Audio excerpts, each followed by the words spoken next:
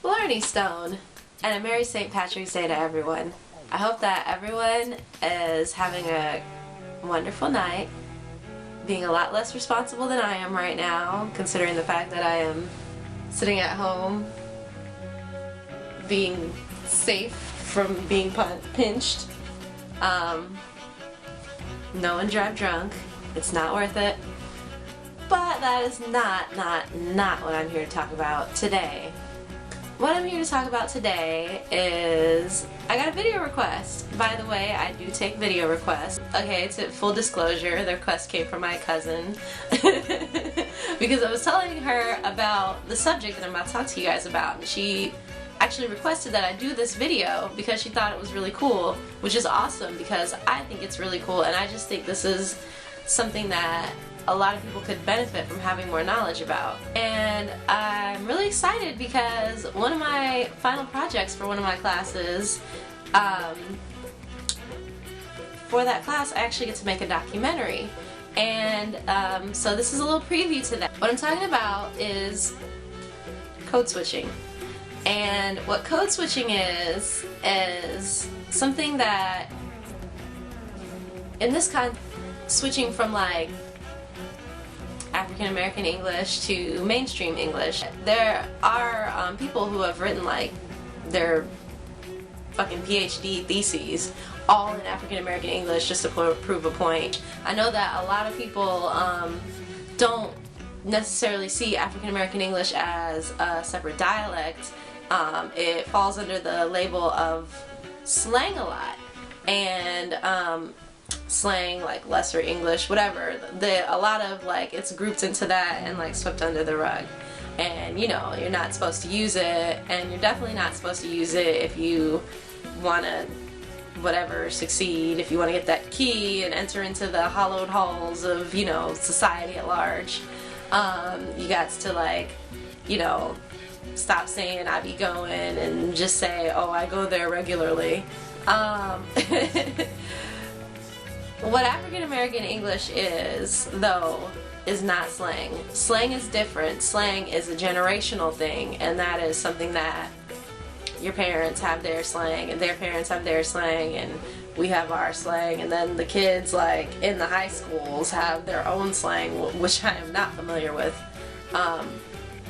No, not that I'm familiar with any slang, actually, sadly, as a young adult. Dialect is actually something that is systematic, and that is a very key thing. African American English, Southern English, Hispanic American English, Asian American English, whatever, they all have systems. They are systematic. Features that people assign to African American English that are not necessarily only indicative of African American English, like, just for example, rlessness.